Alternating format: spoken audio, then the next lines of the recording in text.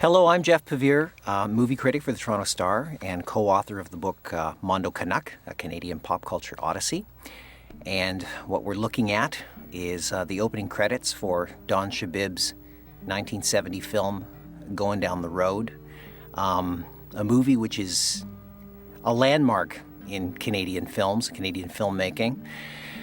Not because it's an absolutely, completely, flawlessly, monumentally perfect film. It's not. It's a very modest film. It's a very tiny film, very fragile film. But there is something about Goin Down the Road which tells the story of two down-and-out Maritimers who make the trip to Toronto, believing that life will become better for them, and it becomes only much worse. There's something in the film which captures, I think, something really essential to the Canadian experience of the time, but also something which I think reflected for very many Canadians when they saw the film, when it was released in 1970, something that really reflected their experience, reflected the experience of a lot of Canadians. And it was a rare thing to see on screen in those days when so few Canadian movies were being made. But there was something about Goin Down the Road, about Donald Shebib's connection with the experience, with his characters, about the way that the film was assembled in a kind of a quasi-documentary way, which spoke to Canadians and has continued to over the years. I think it has deservedly become, as I say, a landmark in Canadian movies. The opening of the film takes place in the Maritimes, this wonderful old jalopy, which has my Nova Scotia home written on the side of it, being the vehicle in which our two main characters, Pete, who is played by Doug McGrath, and Joey, who is played by Paul Bradley, are about to make their escape to Toronto. And as we can already see in the movie, there is a sort of a visual texture to it, which owes an awful lot to the documentary tradition in Canadian film, in particular, the tradition of cinema verite. Now things are really kicking. This is the optimism which kicks in on the soundtrack performed by Bruce Cockburn. This is a fantastic car, is it not? These guys are going to Toronto because they believe that they're going to be saved there, that by going to Toronto, everything is going to be okay, and the sense of destitution and the sense of poverty, everything that they have been experiencing at home is going to be left behind. This optimism, of course, will not last very long, and that, of course, is part of the point of Goin Down the Road. Goin Down the Road was made on a shoestring budget, less than a shoestring budget. $27,000, I think, is what the film cost. It was made with basically a 4-person crew. The cast consisted of about 5 people. It's only, I think, one even semi-professional, and that's him right there, Doug McGrath, in the film. So you're looking at a film that was really kind of made, here is what I would call the hoser salute. There we go. Stubby beer bottle, you're finished with it, and now it belongs to the ditch and to history.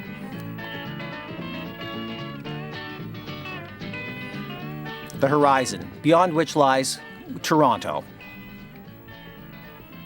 But first of all, because this is not a movie in which things go as planned, a flat tire.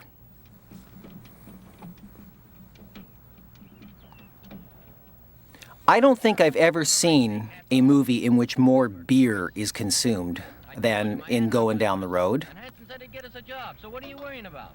You know, I heard they were taking on guys at the cannery next week, just when we leave. The cannery? Christ, Joey. I'm not working in any more canneries. That's why we left. You'd be working for $1.25 an hour the rest of your life.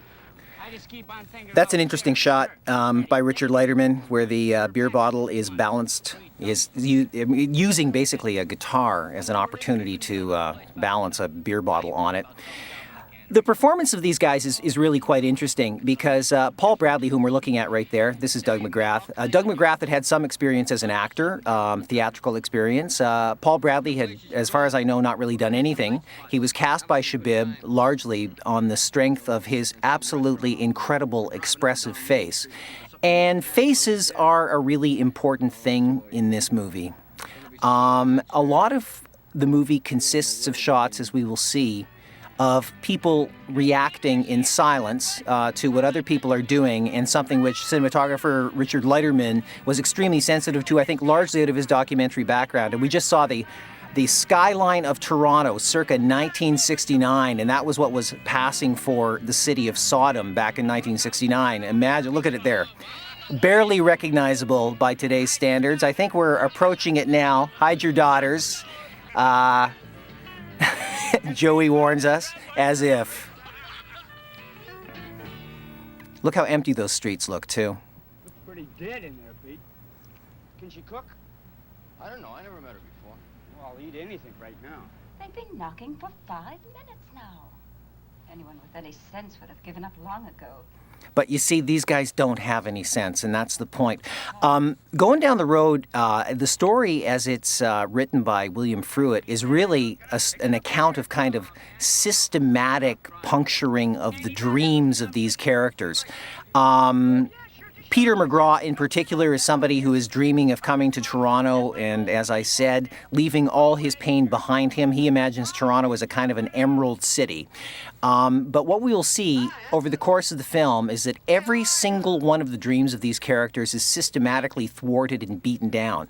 This is a second attempt to kind of find some sort of haven in Toronto, and that's another really nice shot by Richard Leiterman shooting through the glass of the telephone booth. And bear in mind, too, that when this film was being made, there was no real opportunity to pre-plan anything, pre-plan locations. As far as I know, they were just basically kind of shooting it with all of their equipment in a station wagon as they had an opportunity to shoot it. And so as soon as they would spot a telephone booth, or as soon as they would find a restaurant that could let them in, they just go in and kind of shoot it. So that's another interesting thing about this movie, is that it's really kind of made out of the spirit of let's go out and do it. A spirit which I think strangely is more relevant today than it's ever been, given the new kind of digital technology which allows you the kinds of opportunities that these guys during the 1960s, and Shebib was doing it in Canada, but it was being done in a number of other different countries too, were basically taking out new, relatively portable filmmaking equipment and making movies that they wanted to make, and movies which stemmed from the experience that they lived in. In this case, it's Shebib, who was born in Toronto and living in Toronto, but coming from a maritime background, a maritime family, making a movie about these guys coming from the Maritimes, which really kind of reflected the experience. I believe originally he wanted to make a documentary about the experience of one of his uncles coming to Toronto with dreams very similar to Pete and Joey's. Shut up. I can't think with you flapping all over the place. Yeah, sure, okay. I'll go sit in the car, all right. Fine, yeah. First the aunt and uncle, then this and that. Ugh. I remember when I first saw Going Down the Road being really struck by the voices of these guys. There's a slight high pitch to the voices of these guys, and they say things like "Everdink" and "I think so," where I hadn't heard this kind of accent before. It was an accent from a part of Canada. I knew that, and it was just kind of startling. It was part of the movie's kind of texture of Canadianness that I realized I'd never heard people in movies speak like this before. This sequence is a perfect example of Richard Leiterman's documentary-style filmmaking.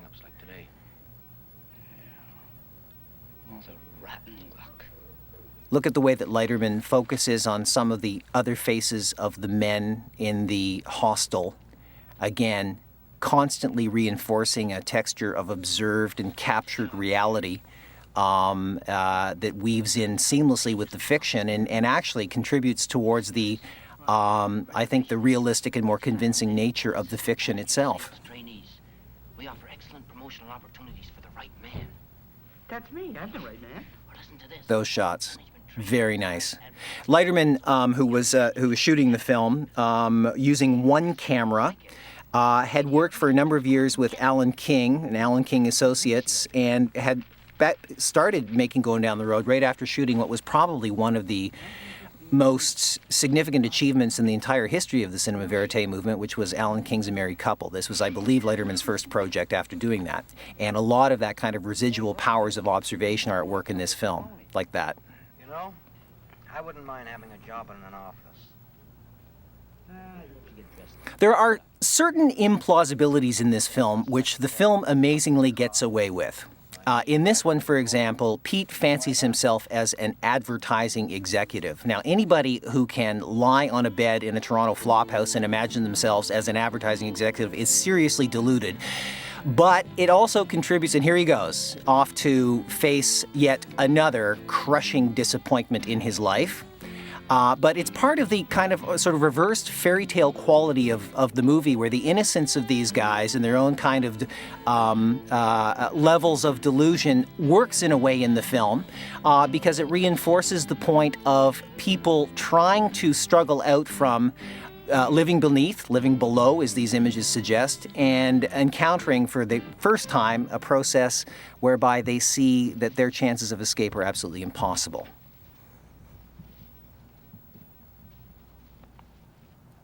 It's looking pretty good to Pete from here.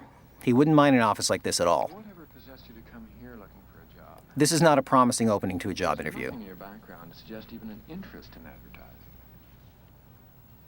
Oh, wow. Well, you know, I used to watch a lot of commercials down home on the TV.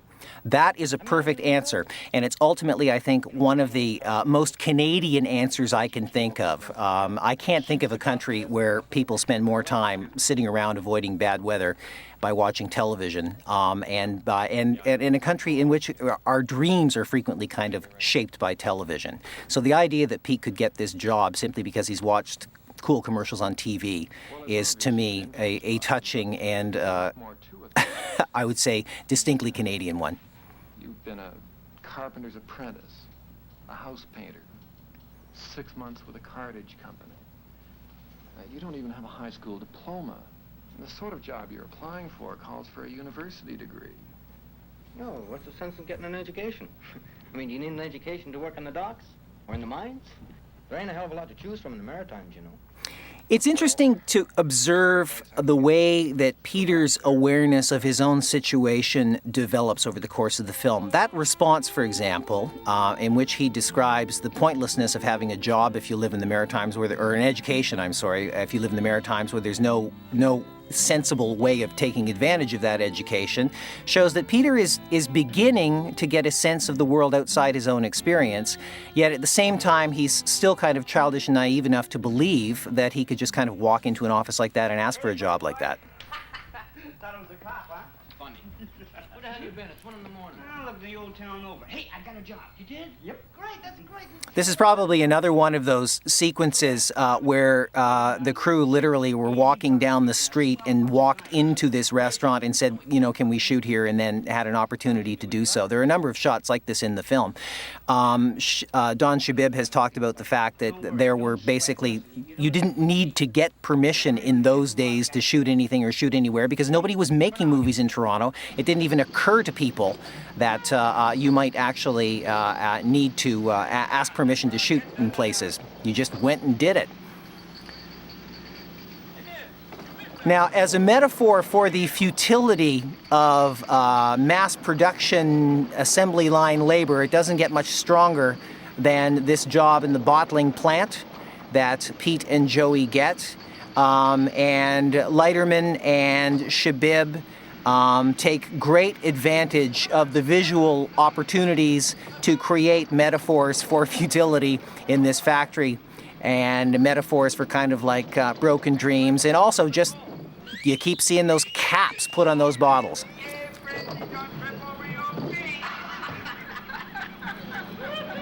And here comes the incomparable Nicole Moran.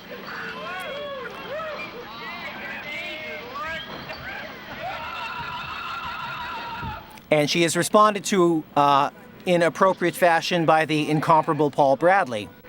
Now, what's interesting about this character, again, this is, strictly speaking, not really terribly realistic that a woman like this would work in a place like that, or that she would subject herself to this on a daily basis as she presumably does.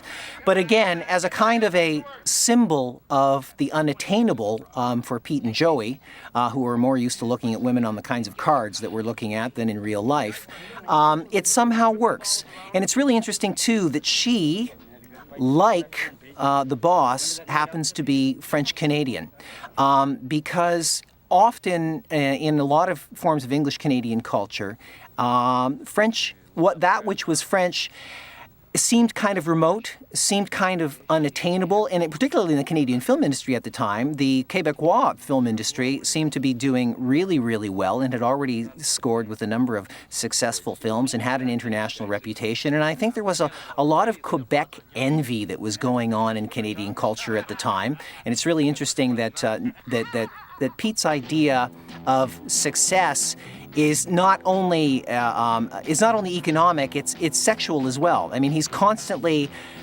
seen in terms of his unattainable desire for women. Okay, this is it. Now we're on the Boulevard of Broken Dreams, Yonge Street in Toronto. In the infamous SCTV parody of this, which probably more people have seen than the movie itself, you'll recall that Joe Flaherty and John Candy come to Toronto from the Maritimes searching for doctrine and lawyering jobs. And every time anything goes wrong, they just go, Yonge Street, woohoo! And here we are.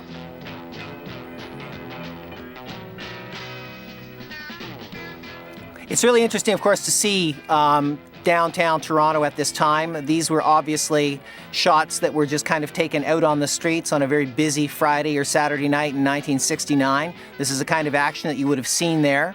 And the way that, watch the way the camera moves, the way the film is cut, the way that somebody like Richard Leiterman doesn't miss any opportunity to kind of find something in the moment and allow it to contribute to the fiction of the film itself. This is the old A&A Records on Yonge Street, just north of Dundas. It's probably a Friday or Saturday evening, and one of the key sequences in the film is going to take place here. The buddies go downstairs to the country and western section where they belong. Pete, who's always looking up, goes upstairs to follow this vision, once again, whom we fear will probably be unattainable to him, and this takes him up to the classical section.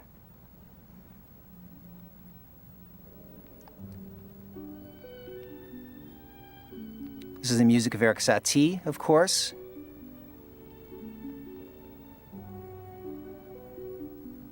Pete's really out of his element here, and it's interesting that after all the hubbub and noise downstairs, it's only Pete and this woman who are up here, reinforcing a kind of a dreamlike quality to the sequence.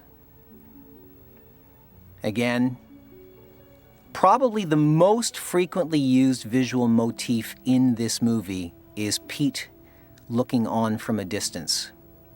It really does reinforce the sense of somebody who is at a great distance from the things that he wants. You kind of like that stuff, huh? It's amazing that a pickup line like that wouldn't work. I was just wondering. So I come here a lot, too. Of course, I don't know anything about classical music, but I like it, though, you know? Well, I better go now. Bye. And this, of course, is a sight that Pete is all too accustomed to, and that is a beautiful woman walking away from him. But again, Pete's ideas of what's wrong with society, of the things that are troubling him, are often articulated in the film, as I'm sure they are felt by he himself as his frustrating experiences with women. Satie. Beautiful, isn't it? Yeah. I'll take one. Sure. Probably cost him about 97 cents. He puts the record in a bag. Note that, because the record will make one other appearance later in the film, and it will still be in the bag significantly. Back out on the on Yonge Street, woo woo. Hey, what'd you do? Buy a record? Yeah, it was half price, so I thought, what the hell? Should have waited, man. Don would have picked you up one for nothing. Here's the one you want, Joey. A missed opportunity on the fine art of shoplifting. Again, watch Leiterman's camera constantly focusing on Pete. That's a nice cut right there, the light coming through the beer glasses. Beer, of course, being another one of the great motifs in Goin Down the Road. You see a number of places like this in the film, and it's interesting because it's never really kind of stressed, but what it's suggested is that the city actually is full of these enclaves where Maritimers gather, and in an odd kind of way, having left the Maritimes behind out of a sense of loss, out of a sense of desperation, out of a sense of frustration, when they come to the big city, they like to gather in these places where they can share their experience and, in an odd kind of way, as I say, sort of pine romantically for that which they have left behind. Again, this is the documentary shooting of Richard Leiterman, which is just like fantastic. As I understand it, all of these sequences were actually shot in bars. In other words, the performers that we see playing, the patrons you see around. I mean, this is happening in a bar like this at the time, and the crew just would have come in and would have made their way into the crowd and shot as sort of in the moment as it took place.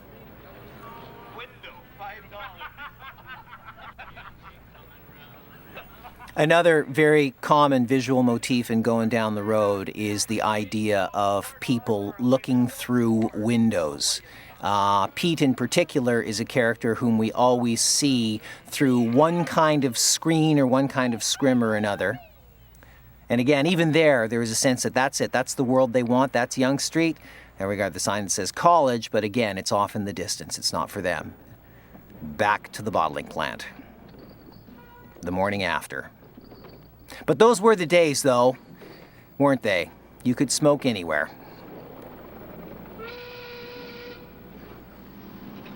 Otto Mayer, Gerald Whalen, Peter McGrath, Joey Mel. It's all yours. Thank you. The sense of optimism is still pretty high. The guys have had a few bad experiences in the city of Toronto, but they do have a job, they have money, and as the music reinforces, there are a lot of these kind of musical sequences which are, to me, kind of irresistible, because what they do is they get you out on the streets of Toronto some 30 years ago, a much changed, much different place from what it is today, of course. And you really do get the sense of the excitement, the possibility of the sort of the hum and throb of the city, which is obviously very exciting to these guys. And you can understand how they could kind of maintain their delusion. There's a great gesture from Paul Bradley.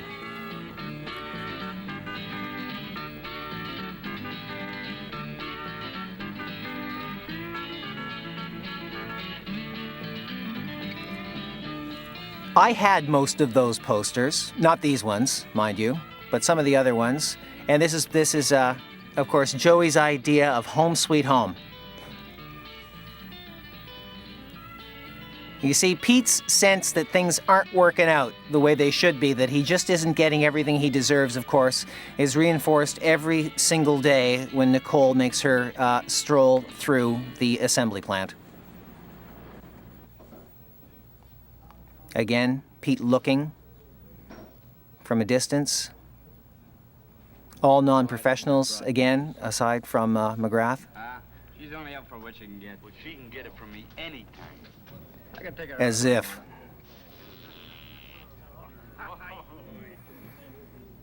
Listen, I met this real nice girl named Betty. Took her home, the whole bit.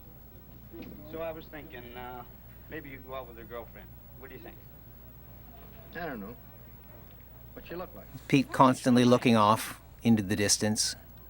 Joey trying to bring... At this point in time, it's interesting because Joey has a stronger sense of sort of where they belong, which is probably dating waitresses and necking in the backseat of their jalopy. But Peter kind of hangs on to his notions that he can attain a better place.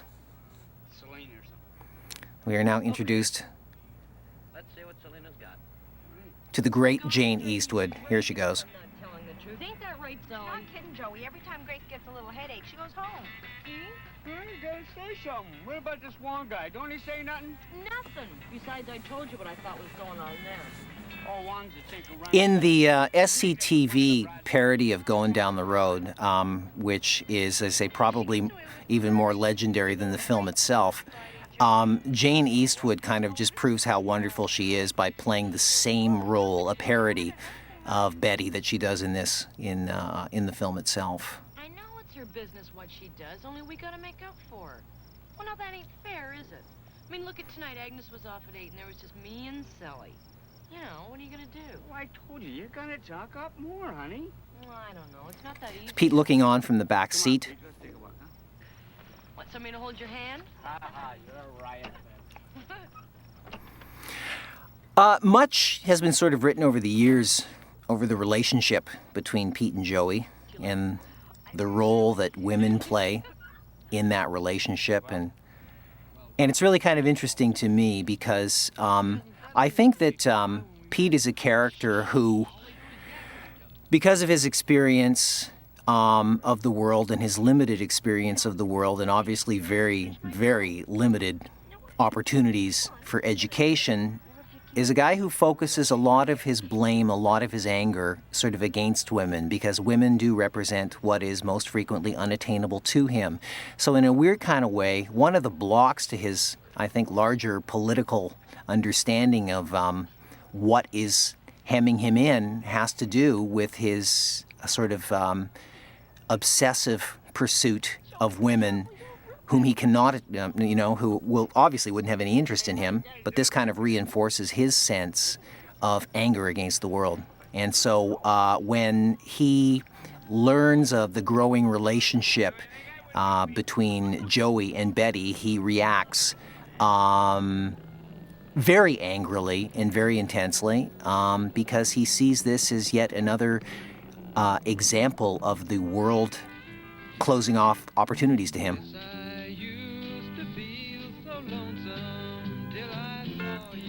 Cruising the jalopy through the streets of Rosedale. I'm sure if you look closely, you can see shutters closing everywhere as we drive down that street. Again, it's kind of naive that Pete would even sort of believe that there's any way he could get to a place like this, but it works. As I say, it works as a kind of the sort of parable that Goin Down the Road is. Here we are out on the Scarborough Bluffs. I don't know how much beer it took to get up there. Again, I love the kind of, I was going to say rough and tumble quality, because that literally is rough and tumble, but I just kind of love the quality of that this movie conveys of being captured in the moment and off the street. I mean, a lot of these sequences, you really just get the sense that the crew were driving around, and any opportunity that they could get to shoot something, they took it. And this is, of course, what gives the film that sense of really kind of growing organically off the streets of Toronto at the time.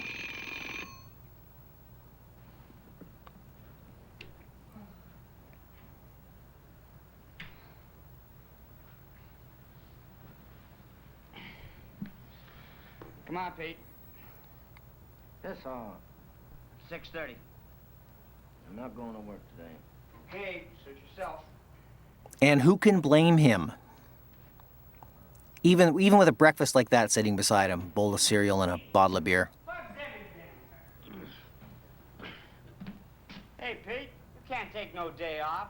We only been there a month. You think they're not gonna know something's up? I don't give a damn. Can't go horsing around with broads half the night and then drag my butt out of bed a couple hours later. And it's interesting, Joey is the character who seems to have a more practical sense of what is available to them, basically of the reality of their situation and how they can work within it. Oh, if I only had that dame here in bed. Come on, you crazy bugger. Get up. You crazy bugger, of course, would be another phrase that you wouldn't hear in any other movie than a Canadian one. Today, Peter, and I agree. So you'll convey my regrets to dear old Frenchie and tell him... Yeah, and tell him what? Well, tell him to kiss my ass. I don't care what you tell him. Okay.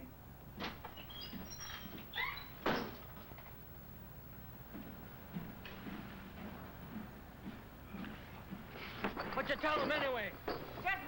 Again, what the cutting in the movie often emphasizes is, again, it kind of reinforces a thematic point of these guys living in a world where the world that they live in is constantly shutting down their opportunity for choice. That kind of hard cutting from Pete in bed to the factory reinforces the notion that Peter is basically, he just can't take a day off. He can't even do that. He has to come to work, that the job is telling him what to do. Hey, how do you work that thing? Come on. Gotta get another load. Hey, McGrath, get back to work. Don't bother those... And in the context of this job, the only thing that could possibly be better, perhaps, than loading crates would be, driving that truck that delivers the crates. So Peter looks at that, again, as something else that he ought to be doing, that he deserves to do. And when in doubt, drink more beer. This is a great scene. Hey, Pete. How much you figure Frenchie makes? 100, maybe 100 and a quarter. Hey, that's pretty good money, huh? Considering he just stands there watching us tear our guts out, yeah. This is Pete's emerging Marxist sensibility at work here, which is demonstrated in this scene, and of course it only gets to go so far. But watch the way that it plays out. Listen to what Pete has been thinking about. That job don't amount to nothing better than we had back home. Yeah, well, I never made no $80 a week back home, and neither did you. Besides, I've had a lot worse jobs. Remember that job I had tarring roofs? Oh, Jesus, that was a rotten job. I used to break out in a rash all over. Oh. Yeah, listen to this. Paul Bradley is so great in this movie. You really do believe he had that job? Yeah, I'm listening. Okay, takes 3 seconds to stack a case, right? Yeah, I guess so. Okay, so in 1 minute you've stacked about 20 cases, huh? You know how many that is in 1 hour? 1,200. Now, in 8 hours, that's 9,600. 9,600 cases every day. So, in the 2 months we've been working there, we've stacked, now get this, 304,000 cases each. That's over 1/4 million. What about? What about it? Joey, For what? That's of what I course, wanna know. just doesn't get it, because Pete's question is basically has to do with the futility of what they're doing. I mean, this is what, when Marx was talking about the alienation of labor, this is what he meant, which was, working on jobs that sap your labor in which there is no product. Same thing. The same bottles go in the same machines, they go in the same cases. Huh? I know, but, what are you talking about? Well, can't you see there ain't nothing happening? That everything keeps going around in the same stupid circle, doing the same stupid thing over and over, and there ain't nothing happening? Huh? You can see what you've done. There ain't nothing there. Don't you understand that? That's it. There's nothing there. You can't see what you've done. What's happening, of course, to Pete is that he's getting a larger sense. The big picture is cohering. Enough kind of frustrations have set in his life where he's beginning to understand that there is a pattern at work here, and a pattern which is kind of conspiring to keep him from attaining any of his dreams.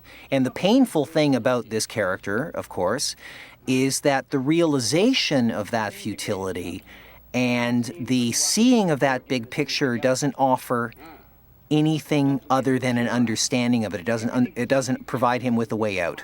And of course, as far as Joey is concerned, Pete's nuts. Every job we get, you're not satisfied with it. I don't care what's wrong with the job. It's done all right by me, and you too. I just want to do something that matters. Something that shows for myself. Says I was there. Peter McGrath was there. Oh, that's good. Peter McGrath was there. And that, in essence, describes, I guess the tragedy of this particular character is that all he's kind of looking for is some kind of opportunity to leave an impression, to feel some kind of value in what he does. And on the contrary, absolutely everything that he seems to do thwarts that and works against it. And of course, that slapping of the crate there is a perfect example of the kind of anonymous futility and rage that he's experiencing. Things are looking up, though, because someone's left the truck.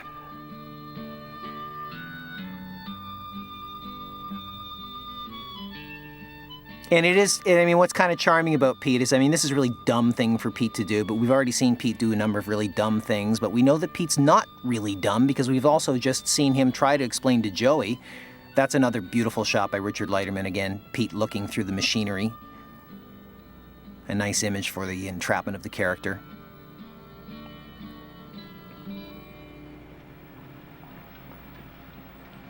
Do you know where is Monsieur Laroche?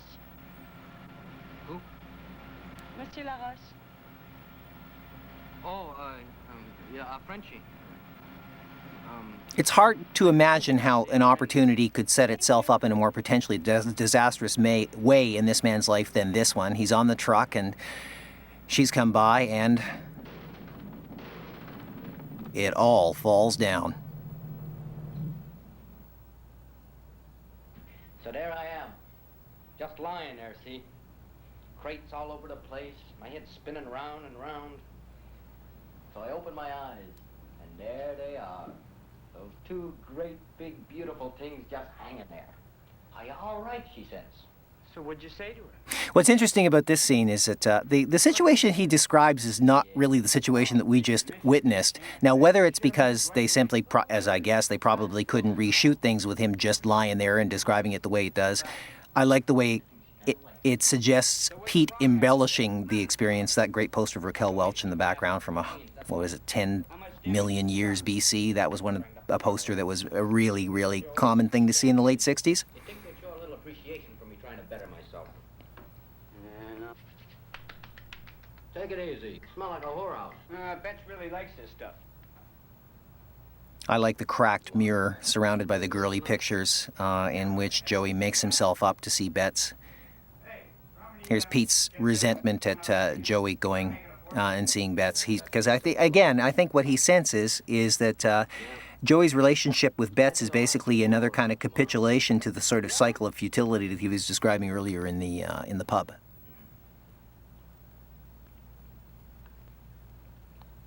Again, smart, dumb. He's actually going to ask this woman out thinking that there might be a possibility of something that could actually happen there. Now, I'm not really entirely convinced that the character of Nicole would even be working in a situation like that, but then again, she might be.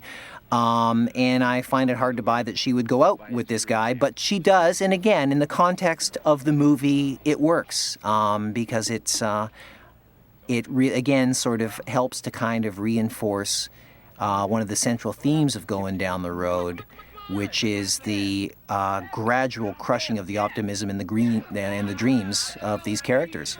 And she said yes. Hey, when's it for, Pete? Friday night. Beautiful. Couldn't have been based on his driving skills, that's all I can say. You can't take her out in Joey's old heat. You gotta get some new clothes, too. He's a real sharp dresser, okay? Okay, this is something that you also see a lot in Goin Down the Road, is, again, this great kind of garage rock theme that kicks in here, and they go out and buy Pete some new clothes. He's out on his date. Things are looking good. And the guys, of course, naturally are tagging behind in their inconspicuous vehicle. She doesn't seem to notice that. Young Street again, woohoo. She's dancing, and you ask yourself, are they having a good time together, actually?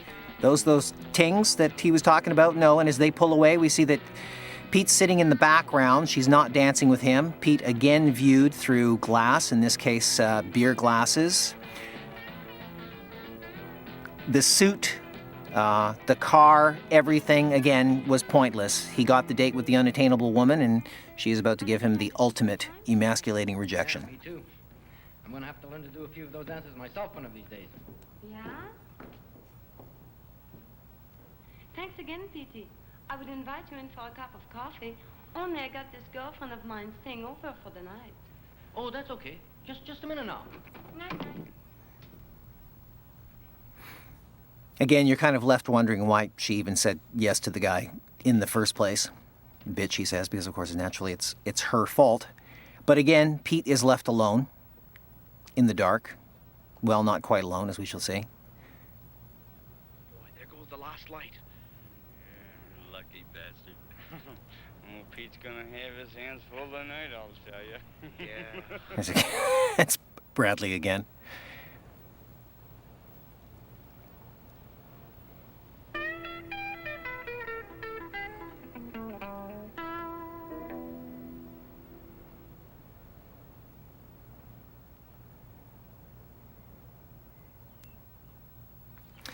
Toronto Island. This is another really nice sequence in the film.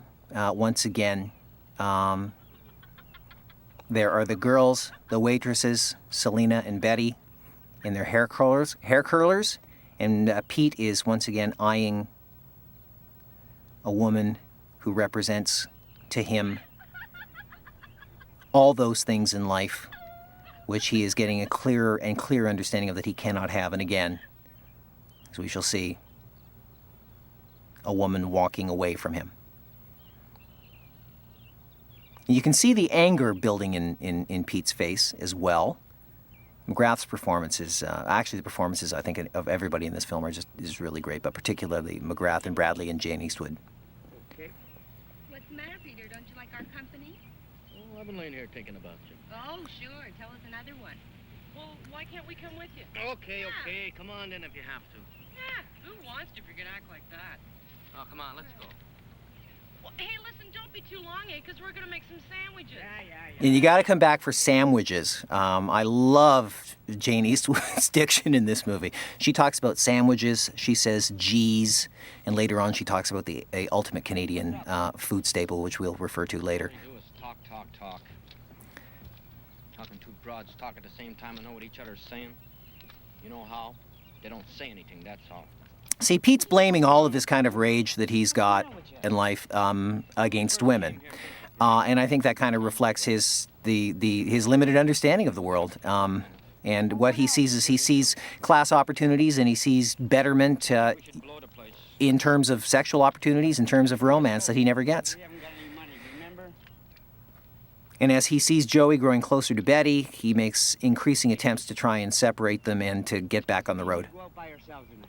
Really live it up. No broads, no nothing. Just the two of us. What do you say? Now you're talking. Hey, Joey's solution to everything is let's just drink and it'll be okay. Again, this is another one of these maritime clubs. You get a sense that there are all kinds of them around where people who, like Pete and Joey, have left their home behind, come to gather and be amongst themselves.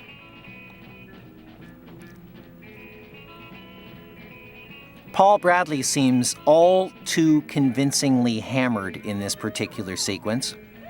Again, you've got Leiterman right out on the dance floor, capturing the moment as it unfolds. This sequence is particularly remarkable because apparently this was one of the sequences in the film that was entirely improvised.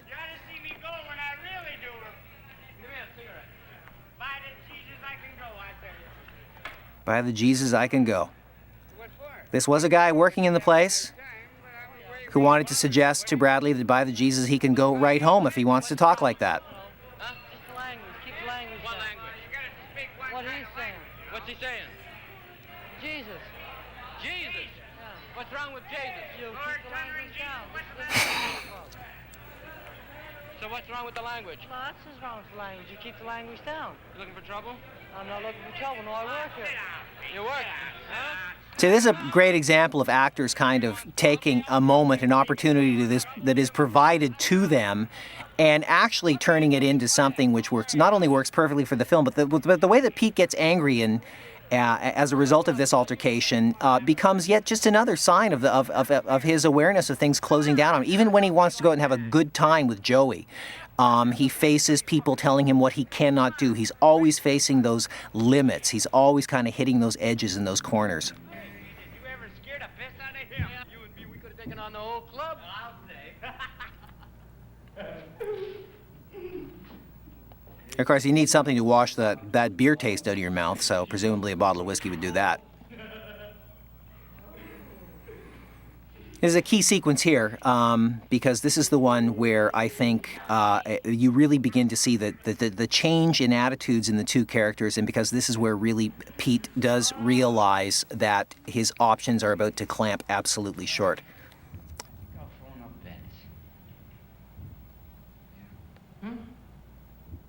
Again, Leiterman using that really nice verite style, intimate, pulling focus between the two characters, following the dialogue, following the action. Bullshit.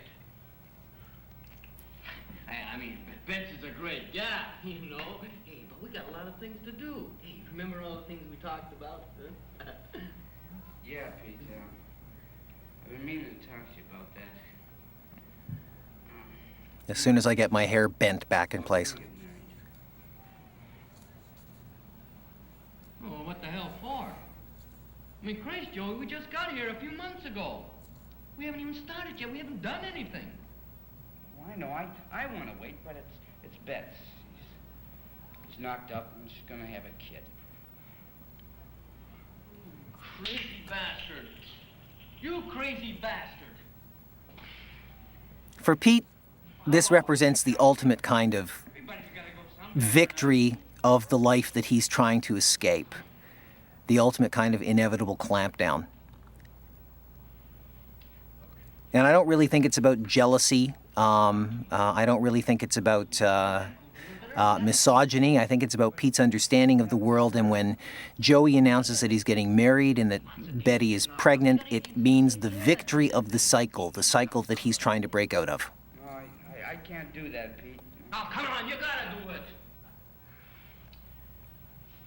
Look, what about us? Huh? We made a lot of plans, remember? Yeah, I remember, Pete, but this is different. I mean, I just can't do that. If that's the way you feel, maybe you should go on by yourself. Myself? Yeah, I mean, no use of you messing up all your plans just because of me.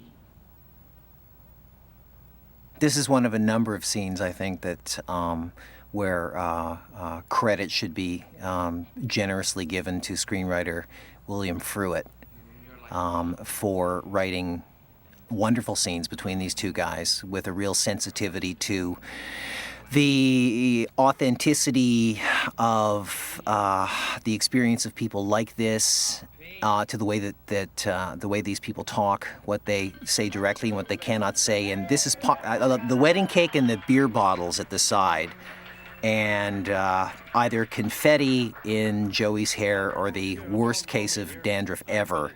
This is the saddest wedding, I think, in the history of Canadian movies, except perhaps that in Wedding in White, which is Bill Fruet's, also written by Bill Fruet. Right. Well, I got to say something. You don't have to say anything. Just shut up and sit down. I do. Listen, I was... Joey, you'll get your chance. The sadness on Jayne Eastwood's face in this marriage is a truly heartbreaking thing to behold, particularly as it's being expressed under that hair and that particular headgear and that confetti. I just hope that Toronto is as good to all of us Easterners as it's been to Joey. So I'd just like you to join me in a toast to a very lovely bride, and I hope that all the days will be as happy as this. There's a nice graciousness to that speech because you know that's not the way Pete is feeling. But it is his friend, and he's a decent guy. Now you can say your bit. Oh, right. Yeah. Come on, up you go, man. Again, an all too convincingly snockered Paul Bradley is about to give a very, very touching speech. Well, it's like old Pete said, I haven't got a hell of a lot to say. But, well, I know what y'all been thinking. Well, let me tell you, I don't really care. No, I've got to say this. Now, it's true that me and Bess is going to have us a little family. And I think one of the keys to this film, one of the things that makes it work is that there is a real deep and genuine sympathy for these characters. We see them do a lot of, as I said earlier, dumb things. We see them react in ways that are dubious. We see them make decisions which we may morally question, but their fundamental human decency. And again, this is a beautifully shot sequence. Listen, kid. I mean, He's leaning the beer bottle on her shoulder. Everybody's going to know about it anyway. I mean, now it's right out in the air, and Everything's in the open. Listen, I gotta go see Pete for a minute, okay? And I'll be right back. So you stay there and just look as pretty as you are. Okay? Be right back. Watch how the camera beautifully holds on her. She's not saying anything, but she doesn't need to. That's a pretty bleak future that she's staring at. In fact, it's interesting to note that at this point in the film, the pacing really, I don't want to say slows down because it shifts in a way that I think again is organically connected to the drama itself. And what happens is that after the kind of optimism and the momentum, and of course the journey on the road to the first part of the film and the discovery of the boulevard of broken dreams that is Yonge Street. At this point in time, choices have been made, the fix is in, alternatives have been locked down, and the film kind of moves into a stylistic as well as a kind of a thematic mode where it's emphasizing people alone, that's another great gesture from Bradley, and people reacting, and what you see are a number of shots of people isolated, sitting alone in their thoughts. Because it really is the sense that the dreams are now done. The streets of Toronto now looking much emptier, much less exciting, more forbidding than they did in the first part of the film. Pete walking around alone.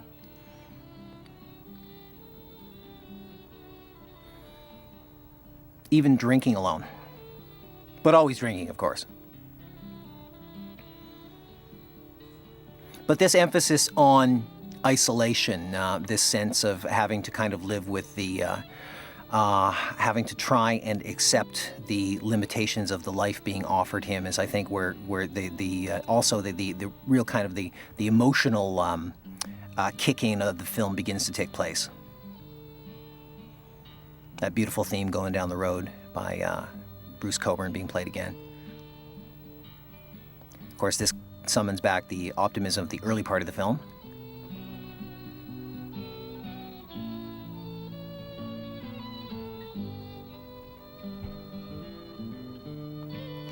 Throughout the film, it's funny how skyscrapers, and in particular then the tallest building taking place, the tallest building in Toronto, which was the TD Tower, is used again as kind of a symbol of the unattainable. These were the days when you could, of course, smoke in the hallway, and when a good host would smoke inside, therefore providing you with a nice kind of atmospheric segue from the outside of the apartment into the inside of the apartment, with no break in common monoxide ingestion.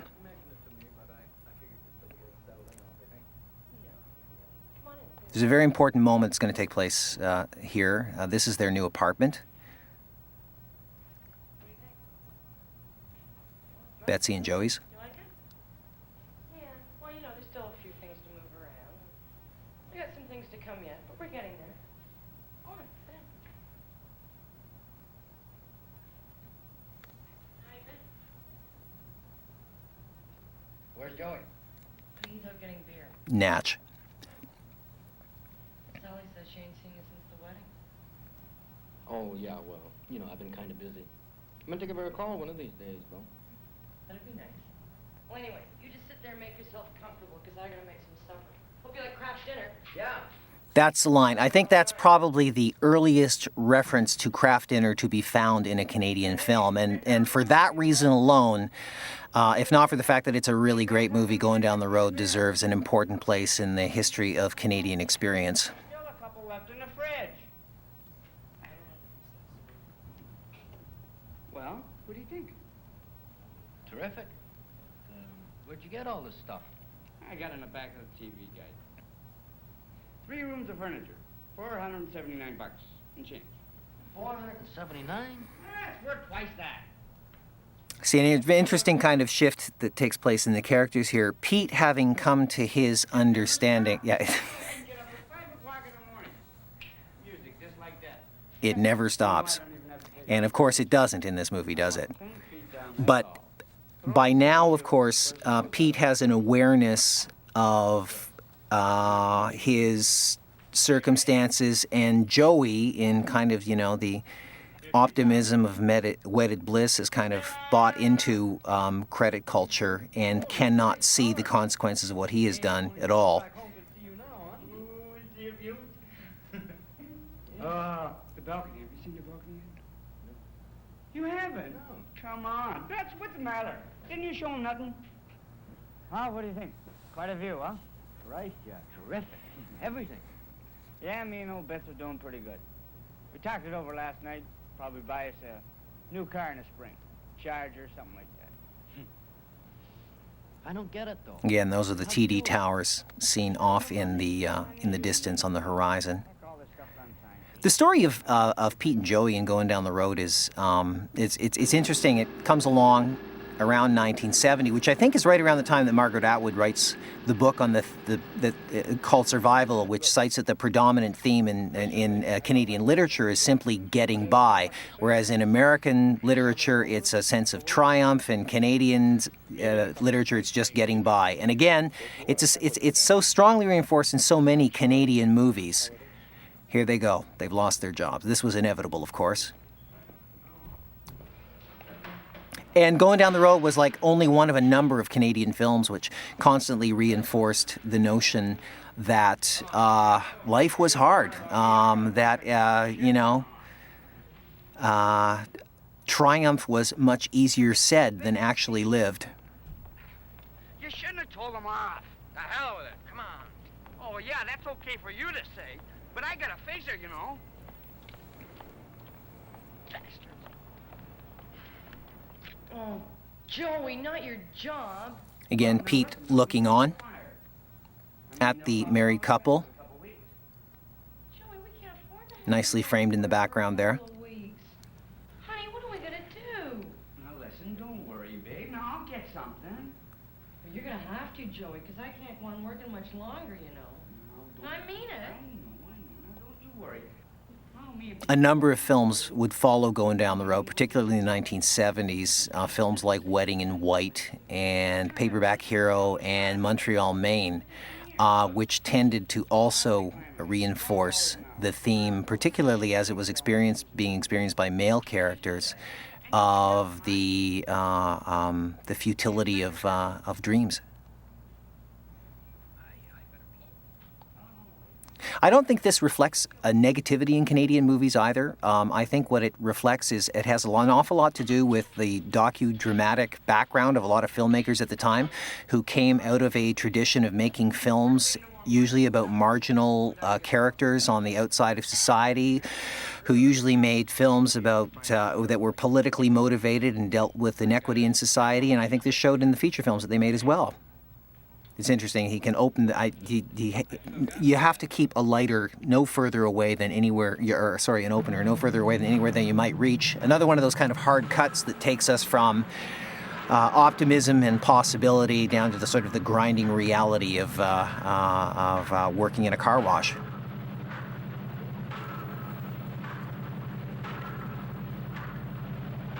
It's one of those jobs that, you can just tell by the cutting and by the look on their faces is going to last them about 10 minutes, maybe.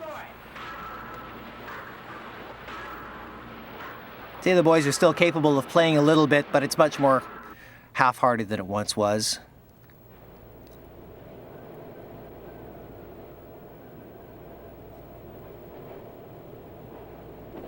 How'd we do last week? How about $50, I guess. We're gonna have to do better than that. Yeah, I know. Old Betty's gonna have to stop work pretty soon, you know.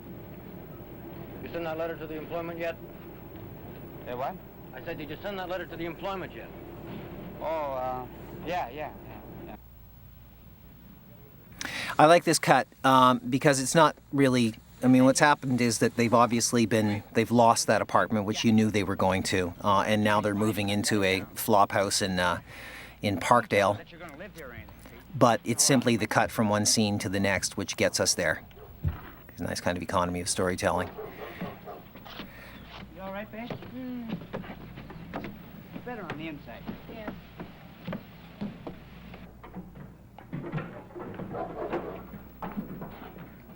A great moment is about to take place. Right there.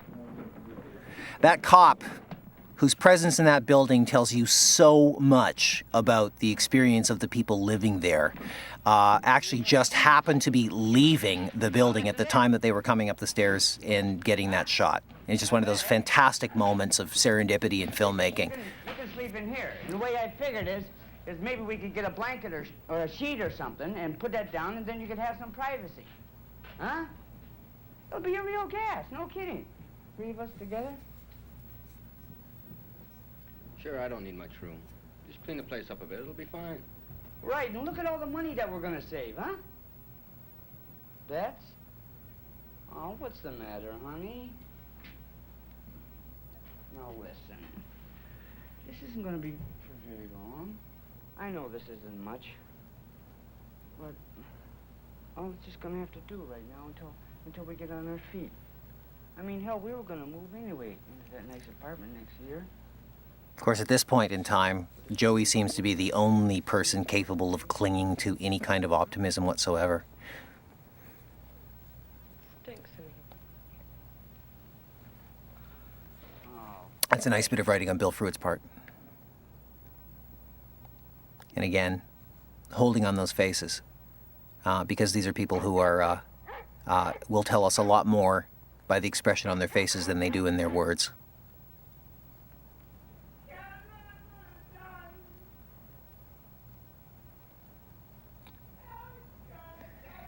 Donald Shebib has said that all of the sounds that you hear, the dogs barking, the woman screaming in the hallway, these were things that were actually taking place at the time that they were filming in this rental place in Parkdale.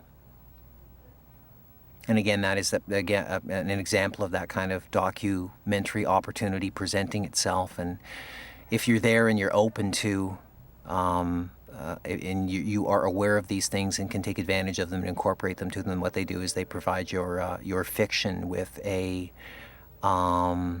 added element of documentary actuality, which of course just brings it, makes the forcefulness of the film makes it that much more forceful. This is a terrific sequence taking place in Allen Gardens. The other thing about Going Down the Road is that it's one thing that's actually rather subtle is that the film actually begins, I think, in spring, and it kind of moves towards the year. Now we're in the fall.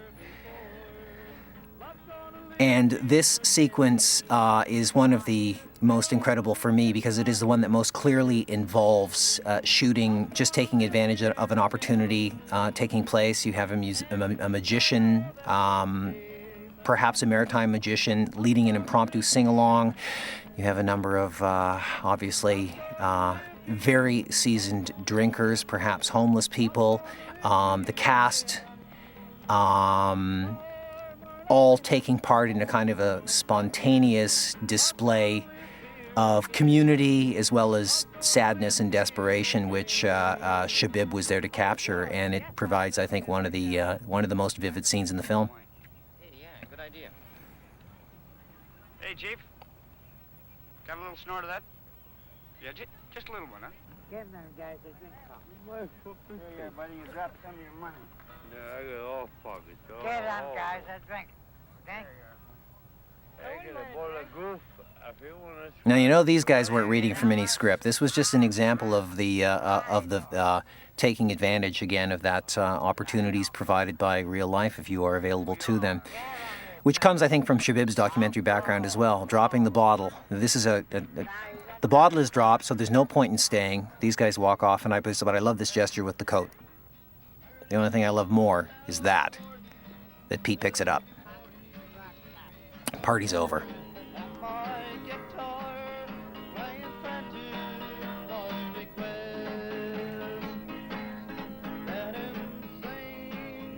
And the grayness of the sky in the background.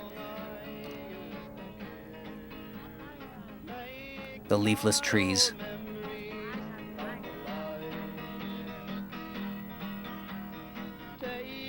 It's just a really beautifully captured moment of sadness.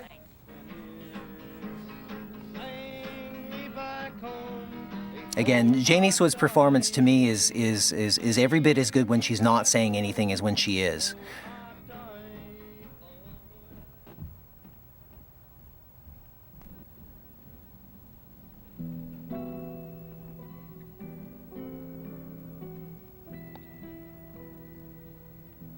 This is one of Coburn's really beautiful musical motifs from the film. I don't know if the music from Going Down the Road has ever been released separately, but it really is, I think, some of Bruce Coburn's finest music.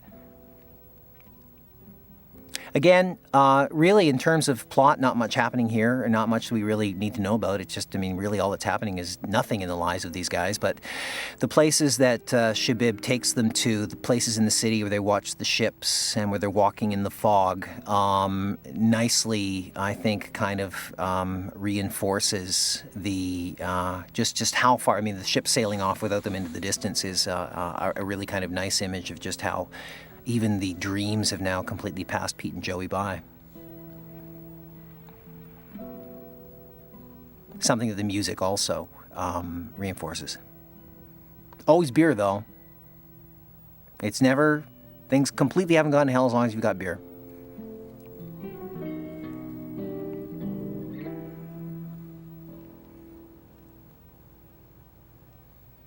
Pete obviously spending a lot of his time outside of the house so that he can not intrude on the wedded bliss of Betty and Joey. See about that job today? No, the car wouldn't start. Battery or something. So I drank another case of beer. You didn't leave me any money, remember?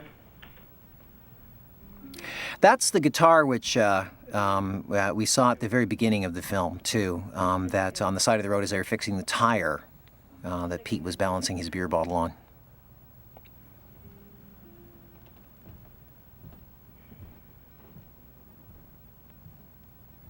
There's a really nice moment here, too. Again, this is a moment of silence where more is said, and that's a beautiful gesture, too, actually, the passing of the beer bottle. Beer and cigarettes, of course, were good for pregnant women in the late 60s. But this moment here, it's impossible to tell whether he's actually kind of looking off into his own thoughts or he's looking at her, but either way it doesn't matter because both is a powerful expression. Again, another one of those hard cuts from a moment of quiet reflection into the, unforgiving reality of real life.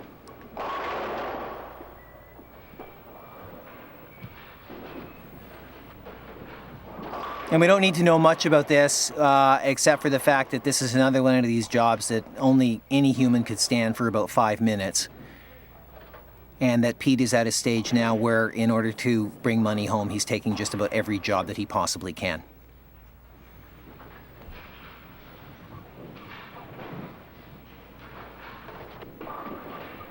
You don't think he's dreaming of advertising jobs anymore.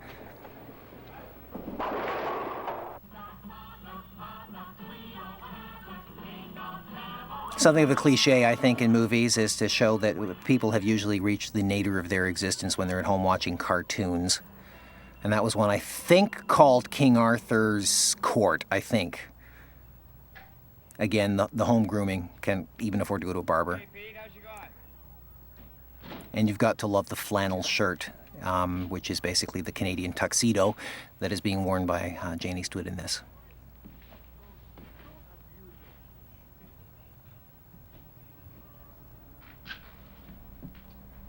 Is this all we got here? Yeah, she's getting pretty low.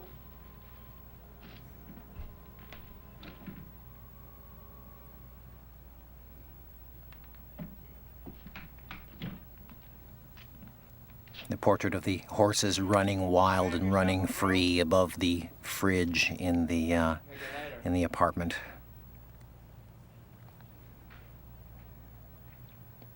Hey, Pete? You got any money? Couple of bucks. Because we haven't got anything to eat, I gave you $3 yesterday. I know, but you can't do much with $3. Not even in 1969 could you do much with $3. A really strong sense of the unlivably claustrophobic relationship, living circumstances these people are experiencing. How about you, Joey? Exacerbated by the fact that there's no income coming in. A couple of places told me to come back in a few weeks. Said things would start to pick up then. Well, And the sadness on Bradley's face from here on to the end of the film is just great. All of those rubbery parts of his face that prior to this were so kind of enchanting are now kind of all leaning downward and pulling his entire expression to the ground. Said we ain't been working long enough to get benefits. That's really great. The real content of this upcoming sequence is actually not what's being said, but that was Pete actually taking the record out of the bag. He's not played it since he bought it that night when he saw the women in A&A's. He's put Satie back on, and this is, I think, a really key moment in this film. The music plays.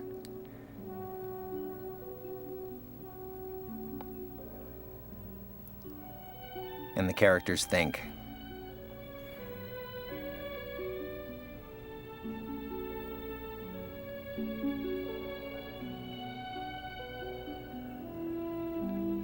I think it was the Canadian critic Peter Harcourt who wrote about one of the defining things in Donald Shebib's films of this period being the opportunities for reflection, these moments when characters don't speak, but they're kind of sitting and they're lost in their thoughts. And again, it's a dramatic technique which is very, very kind of rarely used, certainly in Hollywood movies, and I think also comes out of that docudramatic tradition. And it's very powerful, because it gives a form of kind of emotional articulation to people, to characters who are not otherwise very articulate. Now the snow is falling.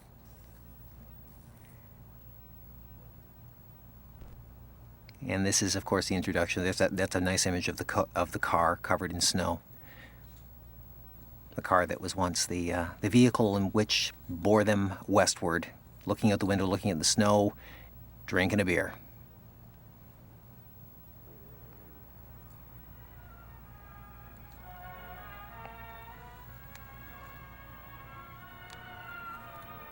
Pete again caught on the outside, looking through glass at what must now seem the absurdity of the kind of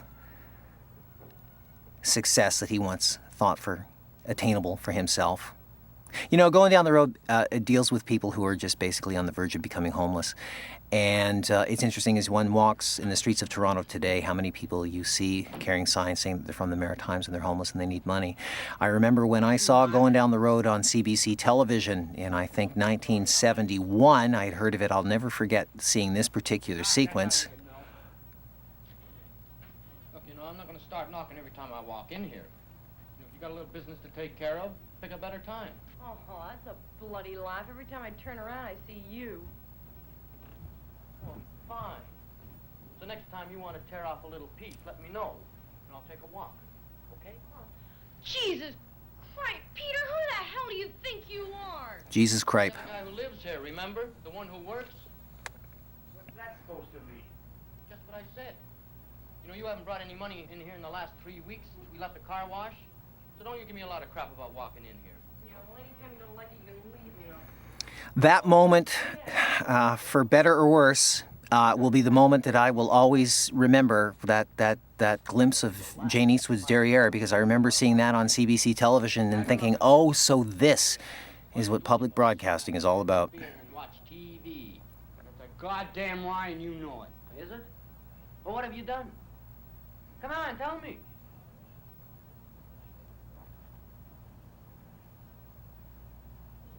Come on, tell me. A lot of things downtown. Are you just gonna stand there and take that from him? Oh, I mean, Pete really don't mean it anyway. At this point in the film, it's really kind of amazing to think that somebody like, you know, Paul Bradley was not a professional actor at the time that he made this. The acting is at this point is so convincing, it's almost kind of transparent.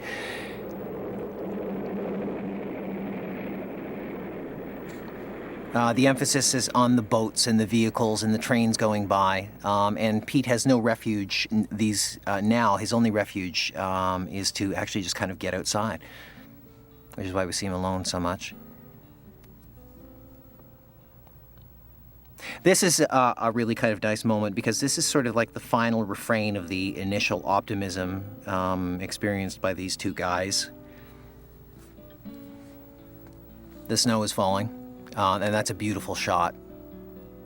Long lens with the lights in the background, the fading lights in the background.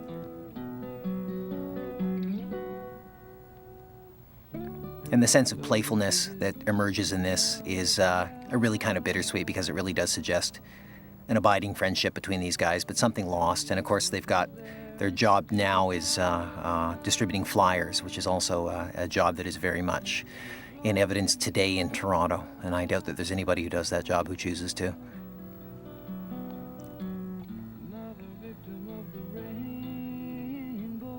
Totally appropriate song by Bruce Cockburn, singing about another victim of the rainbow.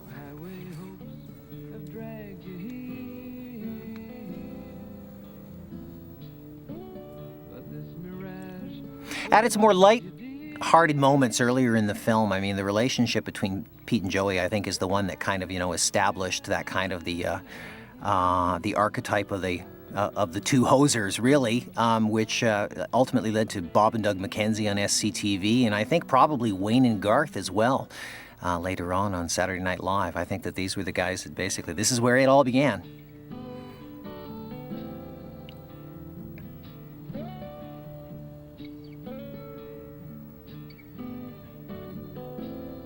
This is that if you want to talk about sort of irrepressible childlike optimism at this point, that these guys can laugh and have fun about anything, is really a sign that some of it stays behind.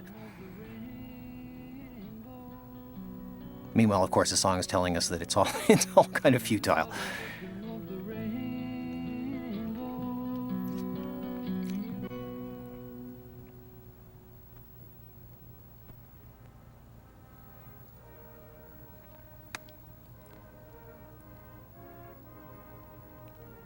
Christmas is coming, and in this context, it's not going to bring very much, except perhaps an awareness of everything at this point that they do not have. This is, of course, right outside, that's Queen and Bay, 1969. And this is mostly taking place around the Toronto City Hall, which was built just a couple of years prior to the shooting of this. There's fantastic use of public spaces in this movie, which of course there has to be when you're making a movie that has no budget and you have no locations and you just kind of have to shoot wherever. Christmas is coming, so these guys are going to help themselves to a little feast. No amount of bad decisions have seemed to cure them of their habit for making them, so now Pete and Joey are about to make perhaps the most fateful one that they have so far. Boy, caviar, shrimp, pickled eggs, and artichokes. Pete, I'm telling you, we're gonna have one fine time tonight. Damn right. Always wanted to try some of this stuff. Might as well hang for caviar. Again, what this does is, even though it may be implausible, what it does is it all kind of helps to make very, very clear the discrepancy between the world that these guys live in, the world that they dream about, and the gap that exists in between. And how much of their dreams are articulated. Again, earlier in the film, it had to do with unattainable sexual conquests, and then it was consumer goods.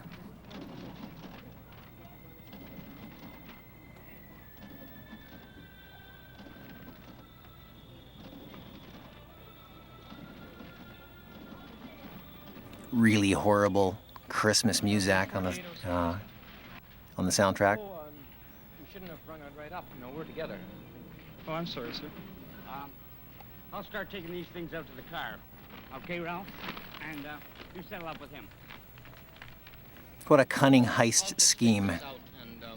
I'll come back and I'll pay. Here, let me give you a hand. No, it's all right. There's no trouble. Fine. No trouble. All right.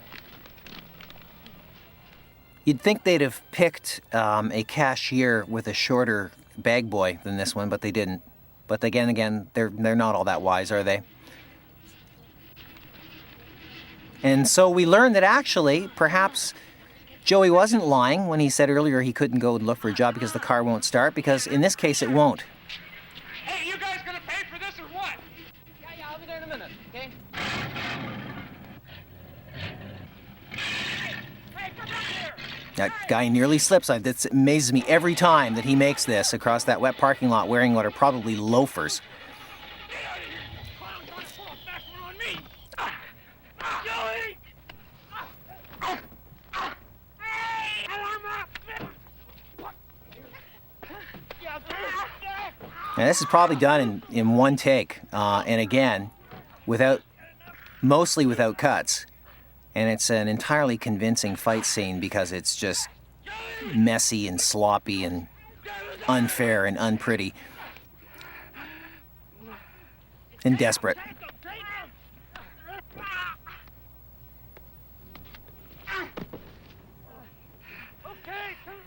And you also got to admire a bag boy who would be willing to nearly give his life for groceries. But of course, it's come to something. Now it's come to something tragic on the part of Pete and Joey, where they have basically been kind of driven to circumstances that inevitably lead them to crime.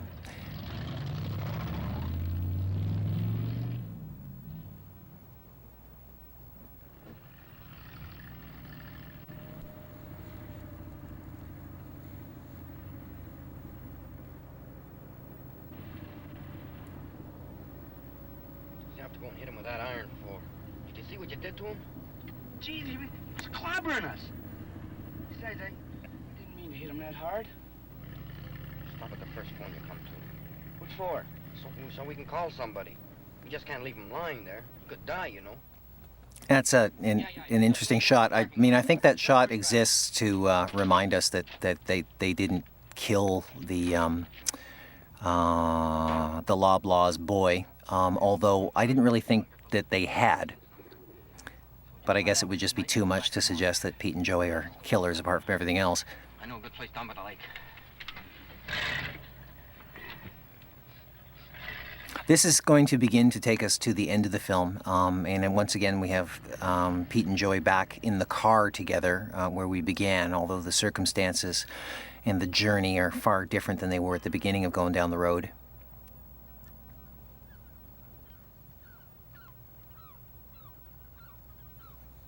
Water figures in a very interesting way throughout Going Down the Road, whether it's at the beginning of the film with the shots in the Maritimes, or here, or Toronto Island, water existing as a kind of at once a sign of a place to go, yet also representing sort of the end of the road.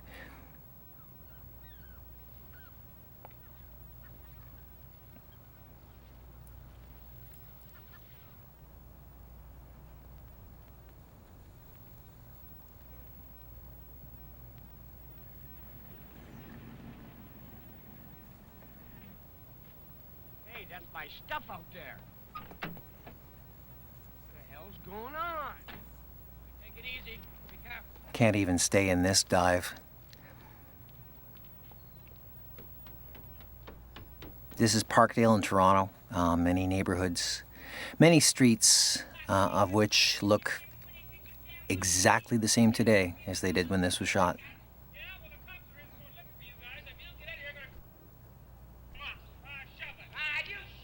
Come on, you crazy. We've been kicked out. Bradley and McGrath are great in this scene. The police are already after them. Look at all this stuff. What am I gonna do, Pete? You're forgetting what the hell happened last night. Come on, pull yourself together. Come on. Where's Betty? I don't know. She said something about you went over to Aunt and Uncle. Come on, we gotta get out of here. No. Yeah.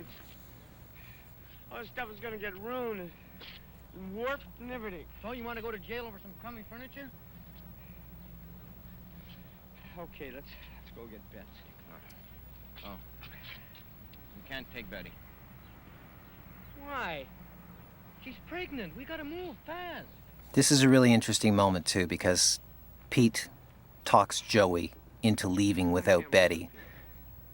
This could be interpreted as an act of abandonment, but if the police are after them, if the police are chasing them down, it could also be interpreted as perhaps a sort of an ill-considered attempt on Pete's part to get themselves, to put as much distance between themselves so that she wouldn't be implicated in any crime that they might be involved in. There's other towns. We just gotta find them. You and me.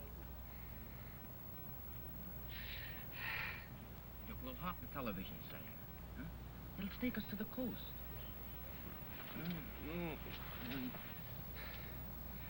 Together we can make it.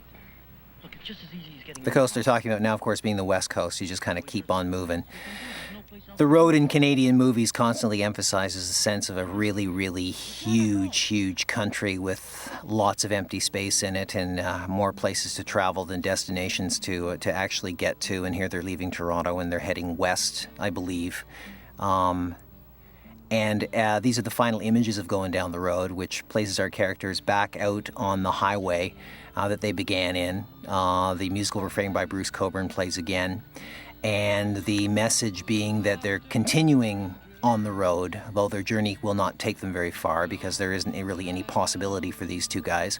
I think that part of the reason why this movie made such a powerful impression on so many Canadians in 1969 wasn't just the fact that it was a Canadian film, and it wasn't just the fact that it showed the streets of Toronto for the first time, but also that it represented a sense of experience that was distinctly Canadian, and although a somewhat despairing one that was kind of unflinching in the way that it seeked to understand a certain part of the Canadian experience and to present characters who are not presented in movies as people deserving of our emotional investment and our care and our concern.